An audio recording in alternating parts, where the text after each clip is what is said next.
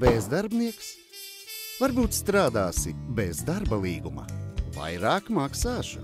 Latvijā veiktie pētījumi liecina, ka 27% aptaujāto darba ņēmēju piekristu strādāt bez rakstiska darba līguma, ja to pieprasītu darba devējs. 41% piekristu strādāt arī tad, ja netiktu maksāti sociālie nodokļi. 39% nepieciešamības gadījumā ir gatavi atteikties no igadējā atvaļinājuma. Ātrāk! Pārāk lēni darbi iet uz priekšu. Izskatās, ka šodien būs jāpastrādā ilgāk. Darba ņēmēji baidās zaudēt darbu, jo nezina savas tiesības, kas rada sociālo dempingu nozarē. Būvniecības nozarē ir viens no lielākajiem nereģistrētās nodarbinātības un aploksņu algu riskiem. Ak, tu velns! Latvijā būvniecības nozare jau daudzus gadus ir starp līderiem nelaimes gadījumu skaita ziņā un darba drošības pārkāpumu ziņā.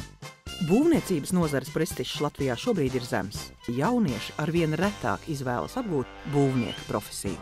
Paga, veči, kas tad strādās? Latvijā jau šobrīd trūkst kvalificētu un atbildīgu speciālistu, un ja jau tuvākajā nākotnē nepieliksim pūles, lai celtu savas nozares prestižu, piedzīvosim situāciju, kad darba spēks būs jāimportē.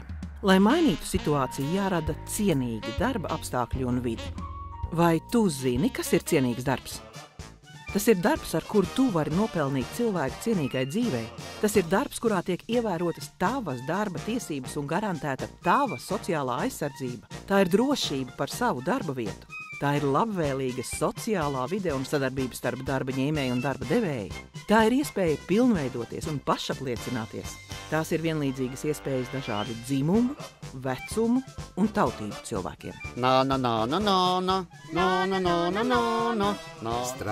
Strādājam, pabeigsim objektu un visi ar ģimenēm brauksim atpūsties. Urā!